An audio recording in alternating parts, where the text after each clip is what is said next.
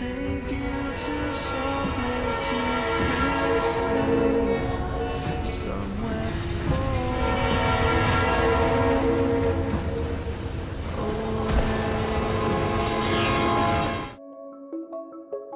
Has June failed as a leader? Here to break it down with me is Elizabeth Moss, the star producer and director of this episode. Welcome, Elizabeth. Hi, thank you. Hi, it's so nice to see you. Nice to see you too. It's a very big question, so let's just dive in. Do you think June has failed as a leader? It's kind of the question. She's not supposed to be a superhero. She's not supposed to be the leader of the resistance. And that was so beautifully written by Margaret Atwood in the book, that she's so human. So I feel like this is a very big question, because it's what we struggle with every season. You know, it's what we explore. And for me, and on that note, and you bring up a great point, can you be a leader when you never really wanted to be one to begin with? And that's always what I have seen in June, is this, she's the reluctant hero, right? Yeah. I think she goes into this thinking very much that she is going to protect her friends and protect handmaids, and she's not going to give up their location. And she's trying to be the leader. She's trying to be the leader. She's trying to be that person. And then when Lawrence brings up her daughter, it just makes everything fall apart, because it reveals this essential flaw, which is that she's not a cold, callous, calculating leader of this army. She's a mother who's trying to get her daughter. For me, I feel like that's the moment where if she had a plan, it all sort of went out the window at that point. Do you think that she has betrayed her followers? I don't think she's betrayed them. And I think she would defy anyone, any of those women who, some of them are mothers, to say that they wouldn't have done the same thing. Remember, for 80% of episode 3, she doesn't say where they are. Right, that's right. It's only until they bring up her daughter. She's willing to get tortured for whatever amount of time. Right. She's willing to die to protect those women. That's the same person. And then when she gets out of that van, she's not just going to save herself. It's looking at all those other women. It was really important when we shot it to make sure that we had that moment in the birthmobile of the connecting of the eyes between the women, and to also see how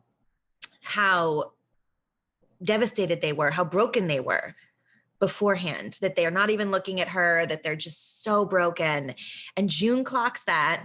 She clocks the train, Lydia, and then that idea forms. So she doesn't just jump out of the van for herself. No, for sure. I actually don't think she's thinking about herself at all.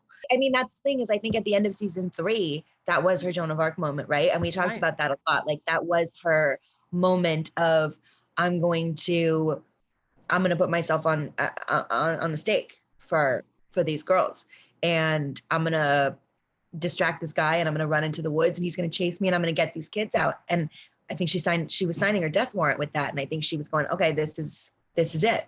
And they won't let her die. I mean, they pick, you know what I mean? They save her because they need her. Well, and also to have even a shred of power is very intoxicating for her. And we see her sort of, I mean, for lack of a better term, getting off on it sometimes, and how she can manipulate people. But one thing I didn't want to forget to bring up and ask you about is how much of what we're seeing June do now is based on her thirst for revenge.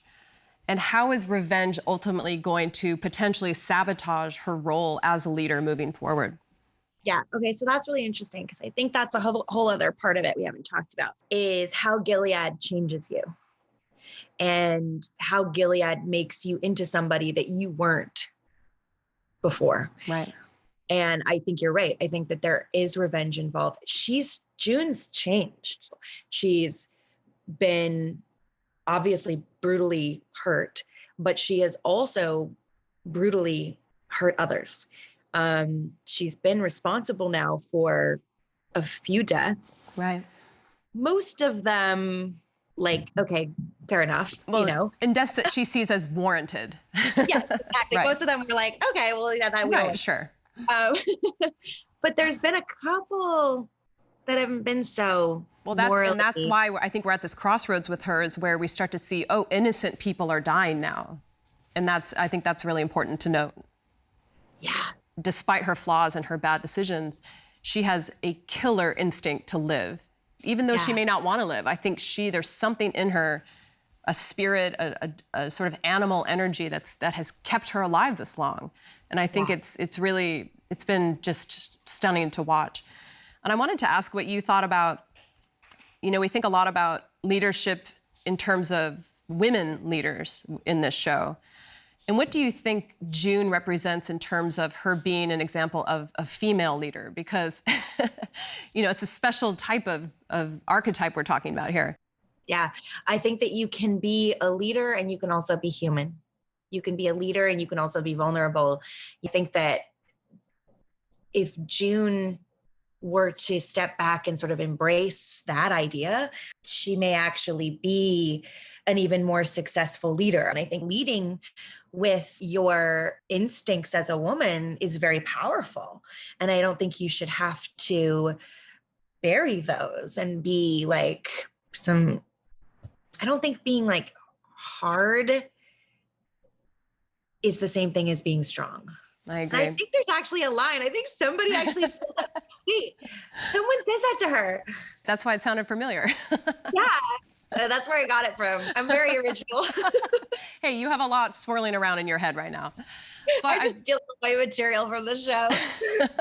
I love that. And this is only further complicated trying to answer this question, which is entirely why we were here today. To continue to give us more to think about, for fans to debate with each other. And we're so honored that you had the time to join us today. Thank you so much. I really appreciate it. It's so fun to have this show to do. It's so cool. I want to hear from the fans what their answers are to the one burning question. Okay, you heard Elizabeth. She wants to know what you think. So tell her using the hashtag #OneBurningQuestion. Thank you for watching.